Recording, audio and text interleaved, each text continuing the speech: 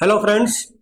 आज हम लोग सेल ऑफ गुड्स एक्ट 1930 में सेकंड चैप्टर देखेंगे, कंडीशंस एंड वारंटीज। ठीक है।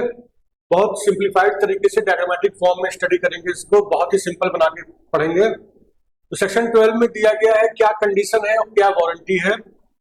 तो एक कोई भी कॉन्ट्रैक्ट है सेल का, सेल ऑफ गुड्स का, तो उसमें तमाम क्लॉजेज हो सकते हैं। ये कंडीशन है, ये क्लॉज है, वो क्लॉज है, तमाम 1 2 3 4 5 हो सकते हैं। किस संबंध में हो सकते हैं?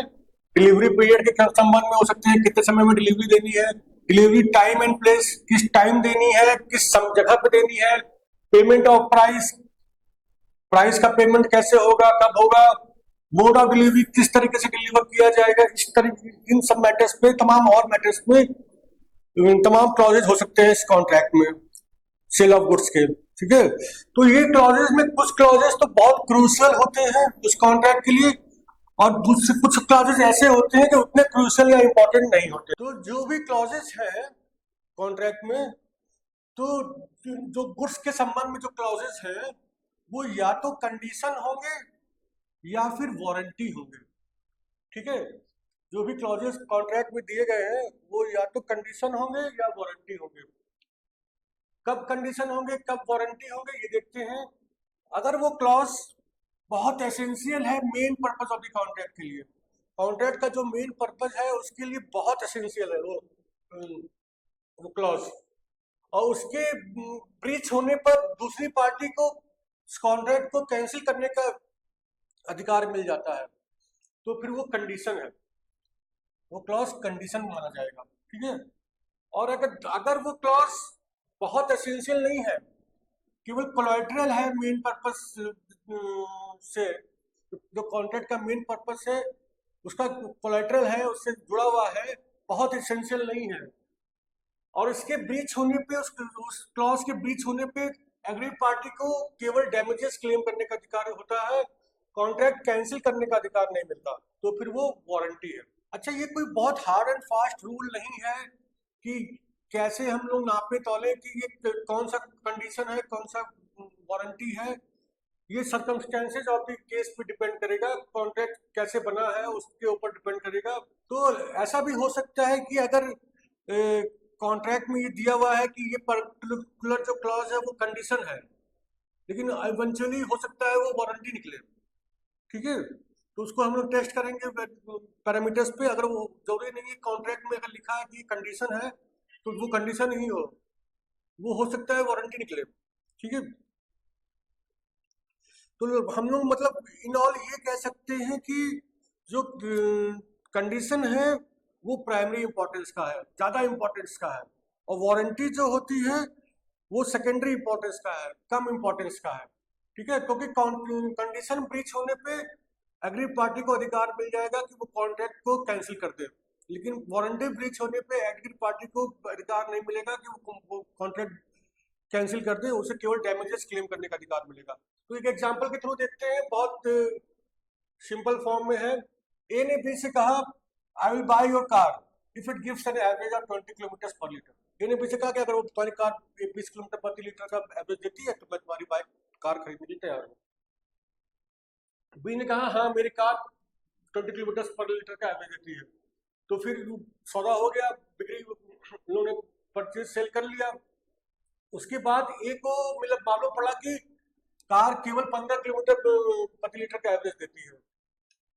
अब यहाँ पे देखिए, ए ने इसी शर्त पे खरीदा था, यही मेन क्लॉज था कि अगर 20 किलोमीटर का एवरेज देती है तभी मैं खरीद रहा हूँ, खरीदने के लिए तैयार हूँ। तो ये एक एसेंशियल था मेन पर्पस के लिए, जो कॉन्ट्रैक्ट का मेन पर्पस था उसके लिए एसेंशियल क्लॉज था। तो अब ए को ये अधिकार मिल गया कि वो कार कॉन्ट्रैक्ट को कैंसिल कर दे, कार वापस कर दे, और इसके साथ ही साथ अपना पैसे का रिफंड मांगे और डैमेजेस भी मांगे। तो ये कंडीशन है, क्योंकि ये उस कॉन्ट्रैक्ट का मेन एसेंस था। ठीक है।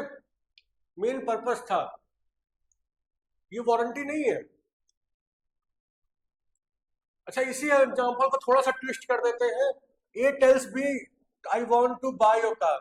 ए ने सिर्फ इतना कहा कि मैं तुम्हारी कार खरीदना चाहता हूँ, ये नहीं बोला कि अगर वो 20 किलोमीटर का एवरेज देती होगी तब मैं खरीदना चाहता हूँ।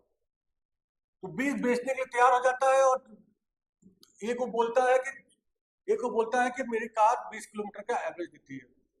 ए ने नहीं बोला था कि मैं तब खरीदूंगा जब तुम्हारी कार 20 किलोमीटर का एवरेज देती होगी।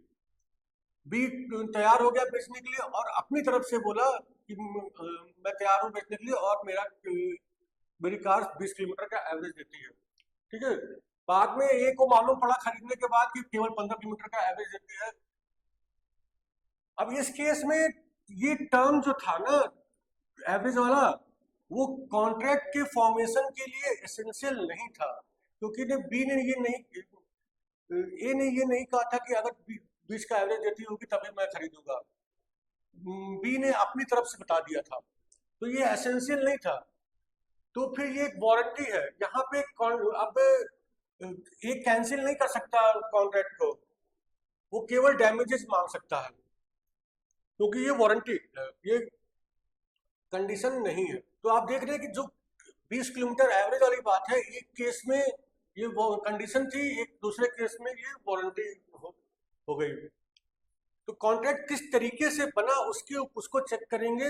बहुत हार्ड एंड फास्ट रूल नहीं होते हैं, तो कॉन्ट्रैक्ट को देख के ही डिसाइड होगा कि ये कंडीशन है कि वारंटी है। कंडीशन है या वारंटी है ये चेक करना है, तो सबसे पहले देखिए कि जो स्टिपुलेशन दिया हुआ है, जो क्लॉज दिया हुआ है, वो कॉन्ट्रैक्ट के मेन पर्पस के लिए एसेंशियल है कि नहीं। हाँ, अगर एसेंशियल है तो वो कंडीशन है, एसेंशियल नहीं है, सिर्फ कोलैटरल है, तो फिर वो वारंटी है। तो कंडीशन और वारंटी के बीच में डिफरेंस क्या होगा? Essentiality. A condition is a stipulation which is essential to the main purpose of the contract. Contract के मेन पर्पस के लिए एसेंशियल है तब वो कंडीशन है। अगर कोलैटरल है, मेन पर्पस के लिए कोलैटरल है, एसेंशियल नहीं है, तो वो वारंटी है। एग्रीड पार्टी अगर ब्रीच होता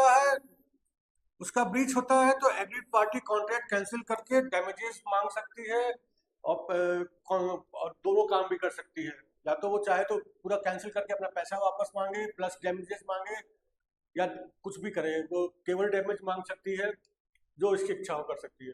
वारंटी के केस में केवल डैमेज मांग सकती है। कुछ केसेस में अगर कंडीशन ब्रीच होती है, कुछ स्पेसिफाइड केसेस है, तो उसको वारंटी का ब्रीच भी माना जा सकता है। सब केसेस में नहीं, कुछ स्पेसिफाइड केसेस में वारंटी का ब्रीच माना जा सकता है। लेकिन कभी भी वारंटी के ब्रीच को कंडीशन का ब्रीच नहीं माना जा सकता किसी केस में भी। वो कौन से केसेस है जब कंडीशन के ब्रीच को वारंटी का ब्रीच माना जाएगा, वो भी हम लोग थोड़ा आगे। When a condition can be treated as warranty, किस केस में कंडीशन को हम लोग वारंटी मान लेंगे? है वो कंडीशन, लेकिन हम मानेंगे कि वो वारंटी है। अगर कंडीशन ब्रीच होती है तो एग्रीड पार्टी को ये अधिकार मिल जाता है कि वो कॉन्ट्रैक्ट को कैंसिल कर दे, रिपुडिएट कर दे। लेकिन कुछ ऐसे केसेस हैं जहां कंडीशन के ब्रीच को हम लोग वारंटी का ब्रीच मानेंगे और एग्रीड पार्टी को ये अधिकार नहीं मिलेगा, उसे केवल डैमेज मांगने का अधिकार मिलेगा। पहला केस क्या है? Condition voluntarily waive by buyer. Buyer ने खुद ही अपनी तरफ से वेव कर दिया, कंडीशन को माफ कर दिया। ठीक है, तो when under a contract there is a condition imposed on the seller and he breaches the condition, then the buyer has the following. Seller के ऊपर कुछ कंडीशन इंपोज किया गया था और उसने उस कंडीशन को तोड़ा, तो बायर के पास दो ऑप्शन है। क्या दो ऑप्शन है? या तो वो टू वेव द कंडीशन, वो कंडीशन को वेव कर दे, माफ कर दे, या फिर to treat the breach of condition as breach of warranty. वो कंडीशन के ब्रीच को ब्रीच ऑफ वारंटी मान ले और कॉन्ट्रैक्ट को रिपुडिएट ना करे, कैंसिल ना करे और उसको केवल डैमेज क्लेम करे। ठीक है, एग्जांपल से देखेंगे तो बहुत इजी समझ में आएगा। A enters into a contract with B to buy 20 bags of superior grade cement at 150 रुपए पर केजी। ठीक है, ए ने कॉन्ट्रैक्ट किया बी से 20 बोरी सीमेंट खरीदेगा, अच्छा क्वालिटी वाला, सुपीरियर ग्रेड वाला, 150 रुपए प्रति बैग से। लेकिन बी ने सप्लाई कर दिया इंफीरियर ग्रेड का सीमेंट, जिसकी असली कीमत 100 रुपया होती है और 150 रुपया ले लिया। ठीक है, तो अब चाहे बी ए जो बायर है वो चाहे कि तो इंफीरियर सीमेंट को रख ले अपने पास, एक्सेप्ट कर ले और केवल 50 रुपए का डैमेज क्लेम करे कि हमको 100 रुपए की चीज 150 में मिली है तो पर बैग हमको 50 रुपये का डैमेज दिया जाए, मैं इंफीरियर सीमेंट को रख ले रहा हूँ, एक्सेप्ट कर ले रहा हूँ, लेकिन मुझे डैमेज चाहिए। तो इस केस में उसने वेव कर दिया, वॉलंटरली वेव कर दिया बायर ने इस कंडीशन को, तो अब वो एज वारंटी ट्रीट किया जाएगा। अब इसके बाद उसको ये अधिकार नहीं मिलेगा कि वो कॉन्ट्रैक्ट को कैंसिल कर। सेकंड है गुड्स एक्सेप्टेड बाय बायर। एक ऐसा कॉन्ट्रैक्ट होगा जिसमें नॉन सीवरेबल होगा, उसको पार्ट्स में हम लोग नहीं तोड़ सकते थे उसका कॉन्ट्रैक्ट को, या तो पूरा कॉन्ट्रैक्ट कंप्लाई होगा या पूरा नहीं होगा। ये नहीं कि एक पार्ट हो गया कंप्लाई, एक पार्ट परफॉर्म हो गया, एक पार्ट नहीं परफॉर्म हुआ, ठीक है।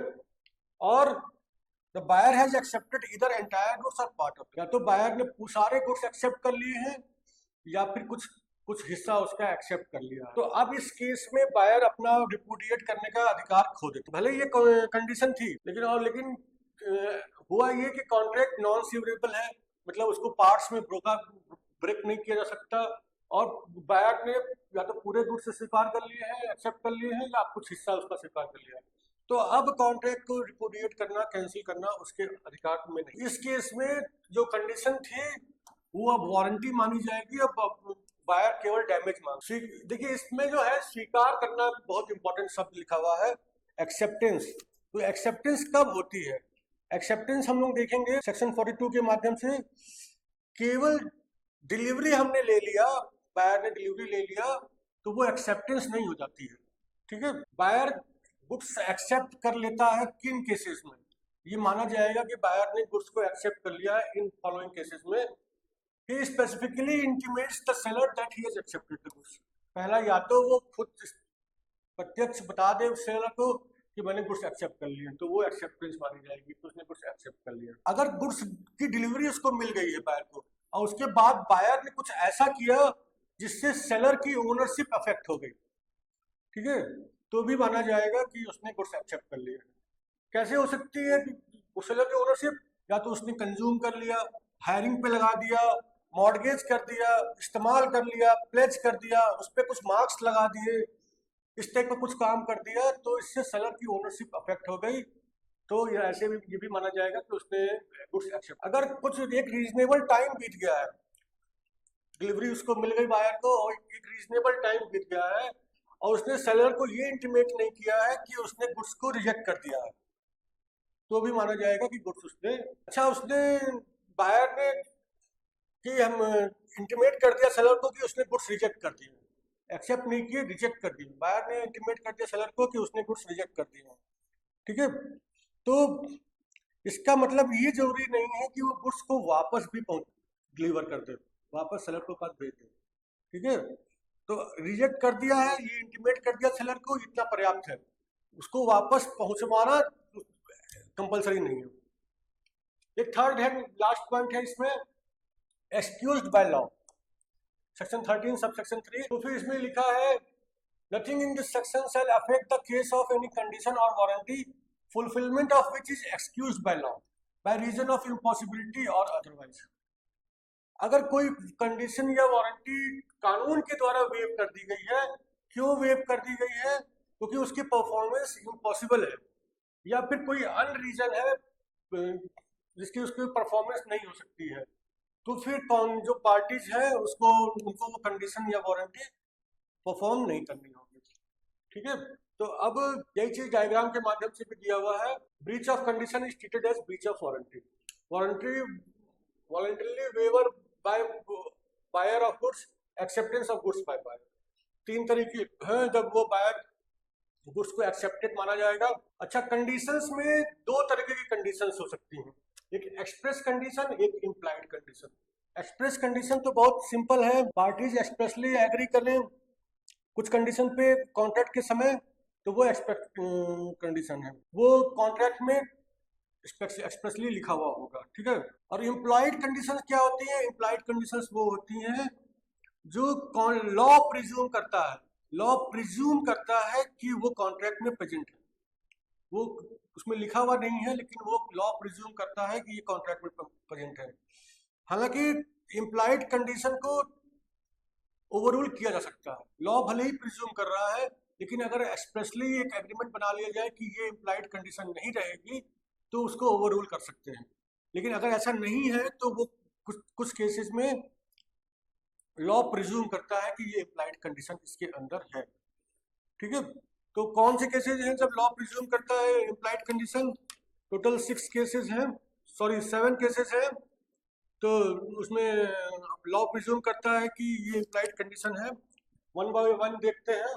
कंडीशन एज टू टाइटल, तो लॉ अगर एब्सोल्यूट सेल हो रही है, एग्रीमेंट तो सेल नहीं है, ठीक है, सेल हो रहा है, एब्सोल्यूट सेल, तो ये इम्प्लाइड कंडीशन है कि जो जिस समय बेचा जा रहा है उस सेलर के पास ये अधिकार है कि वो उस गुड्स को बेच दे। सेलर के पास गुड्स को बेचने का अधिकार है। ये जरूरी नहीं है कि सेलर ओनर ही हो, सेलर एजेंट भी हो सकता है, ओनर के बिहाफ पे बेच रहा है तो वो एजेंट भी सेलर है, तो लेकिन उसके पास अधिकार है सब गुड्स को बेचने का। अगर मान लीजिए एग्रीमेंट टू सेल है तो ये इम्प्लाइड कंडीशन है कि जब जब वो गुड्स बेचे जाएंगे भविष्य में, जिस दिन बेचे जाएंगे, जिस कंडीशन के पूरे होने में बेचे जाएंगे, जब भी बेचे जाएंगे उस समय सेलर को अधिकार होगा उसको बेचने का। जिस समय सेलर ट्रांसफर करेगा गुड्स का ओनरशिप बायर को, उस समय सेलर के पास अधिकार होगा बेचने का। अभी आज एग्रीमेंट टू सेल करते वक्त तो नहीं है, लेकिन जिस समय वो ट्रांसफर करेगा ओनरशिप उस समय उसके पास अधिकार होगा। अच्छा, अगर ये कंडीशन ब्रीच हो जाती है तो फिर ये बायर की जिम्मेवारी है कि वो ट्रू ओनर को गुड्स वापस करे, और जो सेलर था उससे वो पैसे अपने वापस मांगे जो उसने पेमेंट किया था और डैमेजेस भी मांगे। ठीक है, तो कौन सी कंडीशन ब्रीच हुई कि उस सेलर ओनर नहीं था, उसके पास ओनरशिप राइट्स ट्रांसफर करने का अधिकार नहीं था और उसने बेच दिया। तो अब बायर की ड्यूटी है कि वो ट्रू ओनर को वो सामान वापस कर दे और सेलर से अपना पैसा वापस मांगे। डैमेज केस में buyer can not treat the condition as warrant. A का स्कूटर बी ने चोरी कर लिया, बी ने उसको सी को बेच दिया।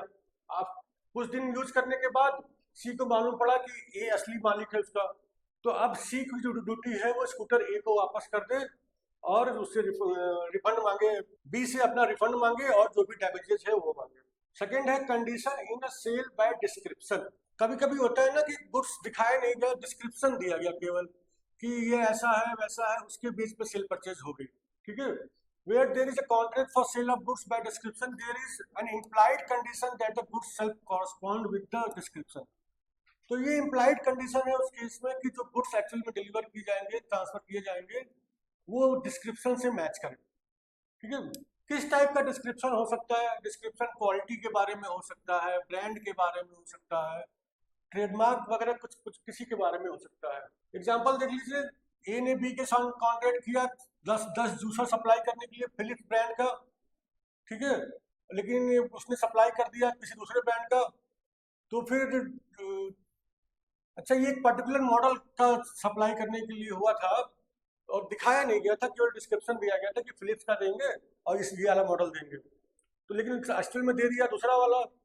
तो अब बी वापस कर सकता है गुड्स को ए को और रिफंड मांग सकता है, डैमेज मांग सकता है। इस केस में बी चाहे तो जो बायर है वो चाहे तो कंडीशन को वारंटी मांग सकता है और डैमेजेस केवल मांग सकता है अपना। वो हो सकता चाहे तो वो ये जो दूसरे ब्रांड का आ गया है उसको एक्सेप्ट कर ले और अपना डैमेजेस क्लेम कर ले। Condition in a sale by sample, कभी कभी सैंपल दिखाए जाते हैं कि जो चावल लेने गए 100 बोरी, तो थोड़ा सा चावल का सैंपल दिखाया गया कि ये सैंपल इस टाइप का है, ऐसे ही चावल सप्लाई किया जाएगा आपको। ठीक है, तो उसको सेल बाय सैंपल कहते हैं। तो सैंपल के दिखा करके कॉन्ट्रैक्ट होता है खरीदी बिक्री का। तो इसमें कुछ इम्प्लाइड कंडीशंस होते हैं। इम्प्लाइड कंडीशन क्या है कि जो बल्क है सप्लाइड गुड्स का, जो गुड्स सप्लाई किए गए उसका एक मेजर बल्क हिस्सा वो उसी क्वालिटी का होना चाहिए जो जो सैंपल दिखाया गया है।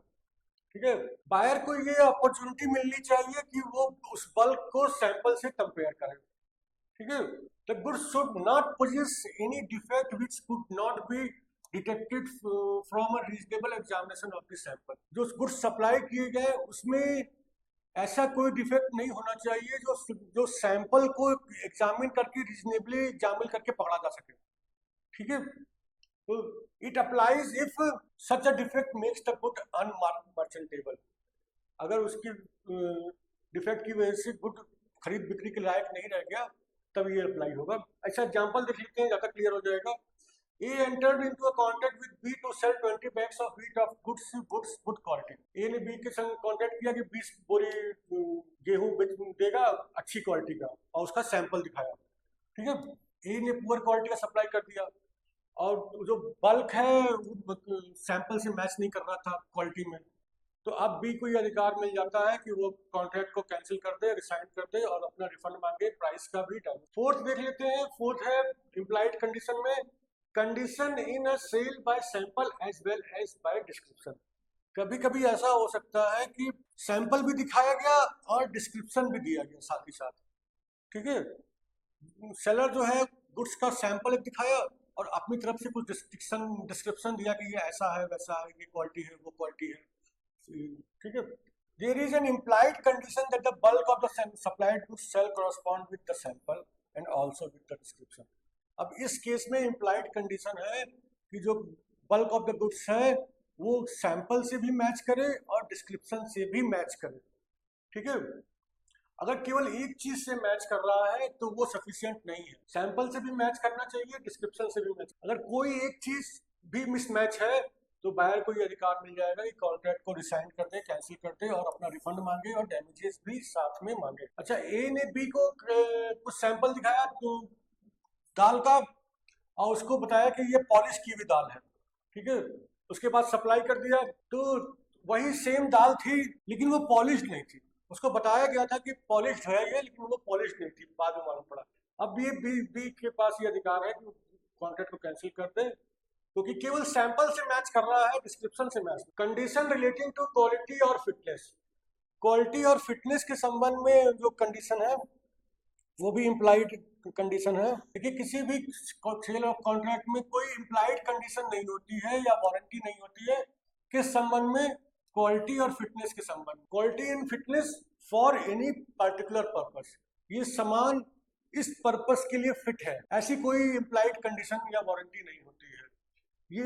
ये सामान इस क्वालिटी का है, इस पर्पस के में यूज हो सकता है, ऐसी कोई इम्प्लाइड नहीं होती है कंडीशन, ठीक है। लेकिन अगर बायर एक्सप्रेसली और bye implication makes known to the seller that the particular purpose for which the goods are required and relies on the seller's skill judgment, ऐसी कोई implied condition तो होती नहीं है। लेकिन अगर बायर एक्सप्रेसली बता दे सेलर को और या फिर उसके हाव भाव से ये मालूम पड़े सेलर को कि ये जो गुड्स वो खरीद रहा है वो इस पर्टिकुलर पर्पस के लिए है, उसको जरूरत है और वो सेलर के स्किल्स पे भरोसा कर रहा है इसलिए, ठीक है। वो सेलर के स्किल्स पे भरोसा कर रहा है और वो बता चुका है कि हमें इस पर्टिकुलर पर्पस के लिए गुड्स जरूरत है, तब ये इम्प्लाइड कंडीशन हो जाएगा कि वो गुड्स रिजनेबली भी फिट हो उस पर्पस के लिए, ठीक है। तब ये इम्प्लाइड कंडीशन हो जाएगा। अन्यथा ये इम्प्लाइड कंडीशन नहीं होता है कि क्वालिटी या जो फिटनेस है किसी पर्टिकुलर पर्पस के लिए वो हो उसके गुड्स में। इसको एग्जांपल से देखेंगे। ए ने बी को बताया कि बैटरी डीलर है कि वो बैटरी अपनी ऐसी चाहता है जो एसी कार विथ एसी के लिए सुटेबल हो, एक ऐसी कार जिसमें एसी भी लगा है। तो बी ने ऐसा कुछ बैटरी सप्लाई कर दिया जो एसी का लोड नहीं ले पाई, तो अब ए को एंटाइटल्ड है कि वो बैटरी वापस कर दे क्योंकि इम्प्लाइड कंडीशन था, ठीक है ना। कंडीशन के केस में हम लोग जानते हैं कि कॉन्ट्रैक्ट कैंसिल किया सकता है, वारंटी के केस में नहीं किया जा सकता। कंडीशन एज टू मर्चेंटेबिलिटी, अगर बायर ने जो गुड्स खरीदे हैं सेलर के डिस्क्रिप्शन देने के आधार पे खरीदे हैं, ठीक है, तो फिर ये इम्प्लाइड कंडीशन है कि जो सामान सप्लाई हुए हैं वो मर्चेंटेबिलिटी होनी चाहिए, खरीद बिक्री के योग्य होना चाहिए। लेकिन ये इम्प्लाइड कंडीशन कब होगा, जब ये दो शर्तें पूरी हो। The seller should be dealing in goods of that description, seller उस गुड्स का विक्रेता हो, उसमें डील करता हो, ठीक है। चाहे वो मैन्युफैक्चरर हो, चाहे प्रोड्यूसर हो, चाहे ट्रेडर हो, उससे मतलब नहीं है, ठीक है। और the buyer should not have examined the goods और there was no defect that could have been got revealed by reasonable examination of the goods.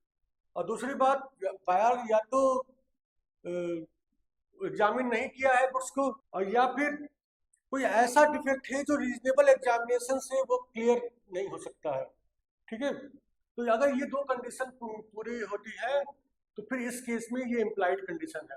Implied condition क्या है, मर्चेंटेबिलिटी, जो गुड्स है वो मर्चेंटेबिलिटी होगी, उसमें खरीद बिक्री के योग होगा अगर सेलर के डिस्क्रिप्शन के बेसिस पे बायर ने खरीदा है तो। लेकिन मान लीजिए अगर बायर ने गुड्स एग्जामिन कर लिए या फिर वो एग्जामिन नहीं किया, हालांकि उसको पूरी अपॉर्चुनिटी दी गई थी, उसको बायर को पूरी अपॉर्चुनिटी दी गई थी, तो उसने तब भी एग्जामिन नहीं किया, या फिर उसने एग्जामिन कर लिए हैं, तो उस केस में ये इम्प्लाइड एग्जाम्पल से देख लेते हैं।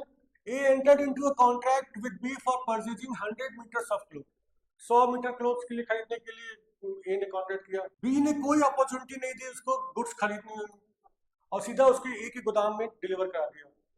ये गुड्स, ये सारे क्लोथ्स फटे हुए थे, ठीक है।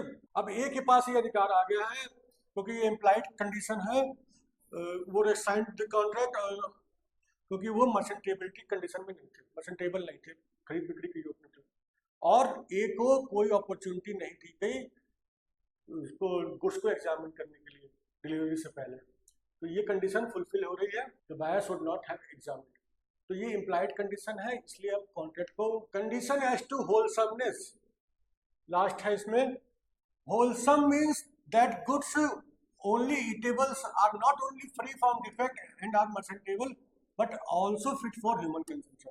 देखिए गुड्स, ये होलसमनेस केवल ईटेबल्स के केस के लिए होता है, तो इसमें ये इम्प्लाइड कंडीशन है कि ईटेबल्स जो है वो फ्री फ्रॉम डिफेक्ट तो है ही है, खरीद बिक्री के योग है तो है ही है, प्लस साथ ही साथ ह्यूमन कंजम्पशन के लिए फिट है। एग्जांपल बहुत सिंपल है, ए ने परचेज किया कुछ मिठाई बी के यहाँ से, मिठाई में कुछ जर्म्स निकले जिससे ए बीमार हो गया, तो ए कॉन्ट्रैक्ट को कैंसिल कर सकता है क्योंकि मिठाई होलसम है, ठीक है। जैसे हम लोग ने एक्सप्रेस एंड इम्प्लाइड कंडीशन पढ़ा, अब एक्सप्रेस एंड इम्प्लाइड वारंटी भी पढ़ते हैं। वारंटी तो अगर एक्सप्रेस है तो फिर वो, अगर कुछ दोनों पार्टीज एक्सप्रेसली एग्री कर रही हैं कि ये वारंटी रहेगी, तो उसमें कहीं कुछ वो एक्सप्रेस वारंटी हो गई, वो कॉन्ट्रैक्ट में मेंशन हो जाती है कि ये एक्सप्रेस वारंटी है। और इम्प्लाइड वारंटी वो जो होती है presumed by law, law presume करता है कि कॉन्ट्रैक्ट में है ही इम्प्लाइड वारंटी, पार्टियां चाहे तो वो इम्प्लाइड वारंटी को एक्सप्रेस एग्रीमेंट से ओवर रूल कर सकती हैं, अगर अपने कॉन्ट्रैक्ट में लिख दें कि ये इम्प्लाइड वारंटी होती है लेकिन हमारे केस में नहीं लागू होगी, तो वो ओवर रूल कर सकती हैं।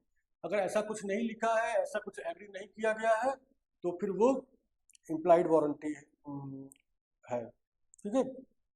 इम्प्लाइड वारंटी 4 प्रकार की होती है। Warranty of quiet possession, section 14, it is warranted that the buyer is entitled to quiet and peaceful possession of the, ये वारंटेड है, ये वारंटी है कि जो बायर है वो शांतिपूर्वक और पीसफुली उस गुड्स को पोजेस कर सकता है, ठीक है। अगर कुछ उसकी पोजीशन में कुछ डिस्टरबेंस होती है किसी प्रकार की, किसी दूसरे द्वारा या सेलर के द्वारा, तो वो सेलर से डैमेजेस क्लेम कर सकता है। डैमेजेस केवल क्लेम करेगा क्योंकि ये वारंटी है, ये कंडीशन नहीं है, वो contract cancel. Warranty of freedom from encumbrances 14C में दिया है, there is an employed warranty that the goods being sold by the seller is free from any charge, और कोई उस पे किसी और का अधिकार नहीं है, कोई इनकम्बरेंस नहीं है कोई, तो ये एम्प्लॉयड वारंटी है। अगर गुड्स खरीदने के बाद बायर को मालूम पड़े कि किसी थर्ड पार्टी का भी चार्ज है इसके ऊपर, और उसको कुछ पेमेंट करना पड़े थर्ड पार्टी को, उसको एनकम्बरेंस को हटाने के लिए, तो फिर वो सेलर से उसका उस अमाउंट को रिकवर कर सकता है और डैमेजेस भी ले सकता है।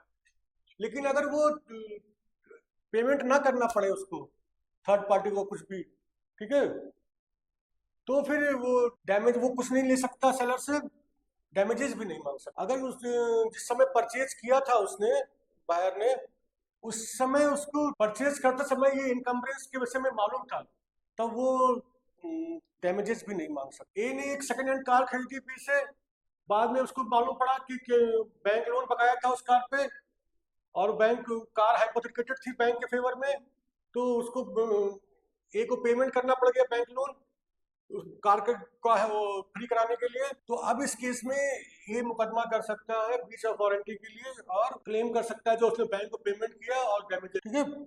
थर्ड है warranty of disclosing the dangerous nature of the goods to a buyer who is, अगर कोई गुड्स ऐसा कॉन्ट्रैक्ट है जिसमें जो गुड्स है वो डेंजरस है नेचर में, और बायर जो है वो इग्नोरेंट है इस डेंजर का प्रति, ठीक है, तो ये इम्प्लाइड वारंटी है कि सेलर जो है वो बायर को इन्फॉर्म करे इस डेंजर के बारे में। कंडीशन नहीं है, वारंटी है, ये इम्प्लाइड है कि सेलर जो है वो बायर को इन्फॉर्म करे। कब इन्फॉर्म करे? अगर गुड्स डेंजरस है नेचर में और बायर को उस डेंजर के बारे में जानकारी, और अगर वो नहीं इन्फॉर्म करता है तो उसे कंपनसेशन देना होगा सेलर को। एग्जाम्पल में देखेंगे, A purchase some chemicals from B, B knew that chemical box should be held straight and should not be tilted. A ने बी से कुछ केमिकल्स खरीदे, और बी जो सेलर है उसको मालूम है कि वो केमिकल बॉक्स को सीधा रखना चाहिए, उसको टिल्ट नहीं करना चाहिए, लेकिन उसने इन्फॉर्म नहीं किया ए को, तो ए को मालूम नहीं था ये चीज़, तो ए ने टिल्ट कर दिया उसको, है। तो अब केमिकल किसी रिएक्शन की वजह से डिस्ट्रॉय हो गया, तो अब बी जो है वो गिल्टी है वारंटी के ब्रीच का, तो इसका मतलब अब ए डैमेजेस क्लेम कर सकता है।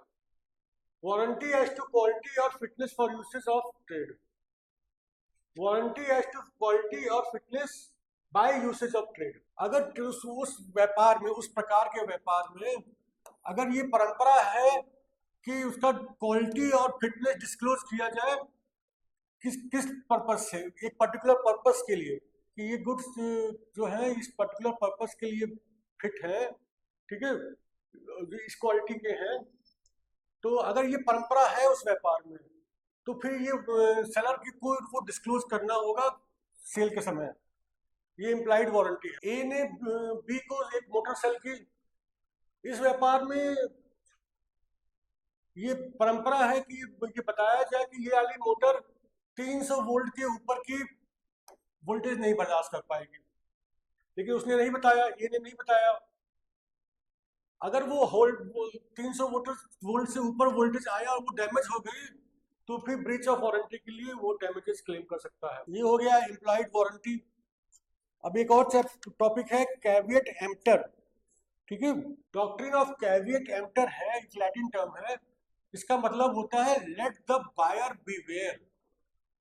बायर को ही जागरूक होना होगा, सजग होना होगा कि उसके संग धोखाधड़ी ना हो जाए, ठीक है। तो सेक्शन 16 में दिया गया है, subject to the provisions of this act and of any other law for the time being enforced, there is no implied warranty or condition as to quality or fitness for any particular purpose of goods supplied under a contract of sale। कोई भी implied condition नहीं है, warranty नहीं है, किस विषय में, quality के संबंध में या फिटनेस के संबंध में, फॉर अ पर्टिकुलर पर्पस। तो let the buyer beware का क्या मतलब हुआ कि buyer has to be careful while buying a product. सामान खरीदते वक्त बायर को ही केयरफुल होना होगा। अगर बाद में कुछ डिफेक्ट निकल के आता है तो सेलर रिस्पॉन्सिबल नहीं होगा, ठीक है। बायर कोई इंक्वायरी नहीं कर रहा है परचेज के समय, तो सेलर की ये ड्यूटी नहीं है कि वो प्रोडक्ट के डिफेक्ट के बारे में जानकारी दे, ठीक है। अगर सेलर को डिफेक्ट के बारे में मालूम है तब भी उसकी ये ड्यूटी नहीं है कि वो डिफेक्ट के बारे में जानकारी दे। लेकिन मिस रिप्रेजेंटेशन या फ्रॉड होगा तब वो अलग केस है, तब ये चीज, ये रूल नहीं लागू होगा। लेकिन इस डॉक्ट्रिन के तहत बायर को सारी इंक्वायरी करनी चाहिए और उसको बिवेयर रहना चाहिए। अगर वो इंक्वायरी नहीं करता है तो फिर ये सेलर की ड्यूटी नहीं है कि वो डिफेक्ट बताए, तो अगर उसको मालूम है तब भी बताए, ऐसा नहीं कोई। तो ये बायर की जिम्मेवारी है कि खरीदते समय वो गुड्स को बहुत थॉरोली एग्जामिन करेगा और उसको ये खुद चेक करेगा कि जिस पर्पस के लिए वो खरीद रहा है उसका पर्पस फुलफिल होगा कि नहीं, वो क्वालिटी उसके लिए अप्रोप्रिएट है कि नहीं, ये सुटेबल है कि नहीं उस पर्पस के लिए, ठीक है ना। तो ये सब इंक्वायरी वो खुद करेगा और खुद सेटिस्फाई करेगा। लेकिन अगर वो ऐसा नहीं करता है तो कोई डिफेक्ट या अनसुटेबिलिटी बाद में डिस्कवर होती है तो फिर सेलर लायबल नहीं होगा। तो सेलर की ये कोई रिस्पॉन्सिबिलिटी नहीं है कि वो डिफेक्ट जो है प्रोडक्ट का वो अपनी तरफ से बताए, ठीक है। और अगर बायर ने गलत चॉइस कर ली तो उसके लिए भी सेलर रिस्पॉन्सिबल नहीं है। लेकिन हमने बताया था कि अगर मिसरिप्रेजेंटेशन या फ्रॉड है सेलर की तरफ से तो फिर बायर सेलर को लायबल ठहरा सकता है। इस केस में ये वाला कैविएट एम्प्टर वाला डॉक्ट्रिन नहीं लागू होगा, ठीक है। इसको एग्जांपल से देख लेते हैं। A buys a fan from B a shopkeeper, A made no inquiry and B did not tell anything from his side. एक फैन खरीदा ए ने बी से, और बी ने कोई ए ने कोई इंक्वायरी नहीं की, बी ने कुछ भी नहीं बताया अपनी तरफ से, और उसने कोई गारंटी भी नहीं दी बी ने, ठीक है, प्रोडक्ट पे। जब इंस्टॉल किया गया तो वो डिफेक्टिव निकला फैन। तो अब जो सेलर है बी, उसको रिस्पॉन्सिबल नहीं ठहराया जा सकता, क्योंकि ये डॉक्ट्रिन ऑफ कैविएट एम्पटर यहाँ लागू हो जाएगा। बायर को ही बिवेयर होना चाहिए था, अलर्ट होना चाहिए था। अच्छा, इस डॉक्ट्रिन के कुछ एक्सेप्शंस भी होते हैं जहाँ पे बायर को अलर्ट हो रहने की जरूरत नहीं है, ये डॉक्ट्रिन लागू नहीं होगी उस केसेस में। तो 8 ऐसे केसेस हैं। अगर बायर जी सेलर को बता दे कि वो इस पर्टिकुलर पर्पस के लिए गुड्स खरीद रहा है, उसको चाहिए, और वो सेलर की स्किल पे भरोसा करे, और वो जो सेलर है वो उन गुड्स पे में डील करता है, तो इस केस में ये डॉक्ट्रिन लागू नहीं। लेकिन अगर मान लीजिए जो आर्टिकल जिसमें डीलिंग हो रही है वो कोई पेटेंटेड गुड्स है, या फिर ऐसे गुड्स हैं जिसमें ट्रेडमार्क है, तो फिर वो डॉक्ट्रिन लागू, तो फिर बायर को अलर्ट रह करके सही चॉइस कर। सेकंड है where the goods are bought on the basis of description from seller who deals in such goods and the goods are later found to be non merchantable quality. तो अगर seller ने कुछ description दिया goods का, ठीक है, उस seller उस गुड्स में डील करता है, उसने खुद गुड्स का डिस्क्रिप्शन दिया, बाद में ये मालूम पड़ा कि गुड्स जो सप्लाई हुए हैं वो खरीद बिक्री के योग्य नहीं है, मर्चेंटेबल नहीं है, तो फिर ये डॉक्ट्रिन ऑफ कैविएट एम्पटर लागू नहीं होगा। अगर बायर ने एग्जामिन कर लिया है गुड्स को as regards defects which such examination ought to be have been revealed or revealed, the doctrine of caveat emptor shall apply. ठीक है, अगर उस डिफेक्ट के लिए बायर ने एग्जामिन कर लिया है गुड्स को, तब ये doctrine of caveat emptor apply होगा, और ये माना जाएगा कि buyer should have been beware. Where the trade usage attaches an implied condition or warranty in relation to quality or fitness and the seller does not follow it. अगर trade की परंपरा है, उस बिजनेस की परंपरा है कि इम्प्लाइड कंडीशन या वारंटी है किस विषय में, क्वालिटी के विषय में, फिटनेस के विषय में, और सेलर ने उस कंडीशन या वारंटी को फॉलो नहीं किया है, तो फिर doctrine of caveat emptor apply नहीं होगा, बायर को बिवेयर होना जरूरी नहीं है। If the sale is made by sample, the doctrine of caveat emptor shall not apply. अगर सैंपल के थ्रू बेचा गया है माल तो ये भी डॉक्ट्रिन नहीं अप्लाई होगा, लेकिन शर्त ये है कि the bulk corresponds to the sample in quality. तो जो बल्क गुड्स दिए गए हैं वो कॉरस्पॉन्ड करेंगे, मैच करेंगे क्वालिटी में, सेम क्वालिटी का होना चाहिए जो कि सैंपल दिखाया गया था।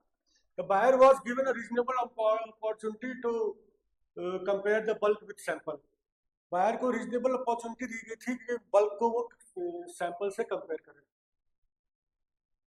The goods were free from any defect that rendered them unmerchantable. Goods free, defect से फ्री थे जिससे वो अनमर्चेंटेबल नहीं थे, मतलब मर्चेंटेबल थे। ठीक है, फिफ्थ पे आ जाते हैं, अगर गुड्स सैंपल और डिस्क्रिप्शन दोनों से बेचे गए हैं, सैंपल भी दिखाया गया है, साथ में साथ कुछ डिस्क्रिप्शन दिया गया है सेलर के द्वारा, तो उस केस में उन्होंने पढ़ा था कि केवल जो गुड्स सप्लाई किए जाते हैं न केवल सैंपल से मैच करने चाहिए बल्कि डिस्क्रिप्शन से भी मैच करनी चाहिए। अगर ये कंडीशन ब्रेक की जाती है तो फिर डॉक्ट्रिन ऑफ कैविएट एम्पटर लागू नहीं होगा। ठीक है, बायर को बिवेयर होना जरूरी नहीं है। If the goods were sold by description, केवल डिस्क्रिप्शन दिया गया था और बेच दिया गया था, दिखाया नहीं गया था, the goods that were supplied should match with the description, तो फिर डिस्क्रिप्शन से मैच करना चाहिए। अगर वो मैच नहीं कर रहा है तो doctrine of caveat emptor apply नहीं होगा, बायर को बिवेयर होना जरूरी नहीं होगा।